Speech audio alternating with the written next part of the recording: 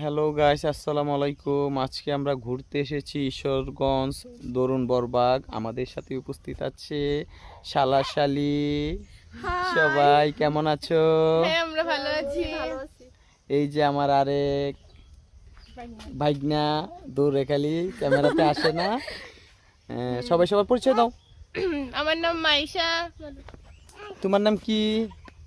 এই যে দূরে না, শর্মিলা। শর্মিলা। এটার নাম কি? এটার নাম, তোমার নাম কি? বলো বলো বলো। বাটপার বাটপার।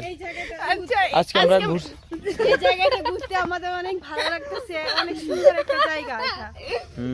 আজকে এই পর্যন্ত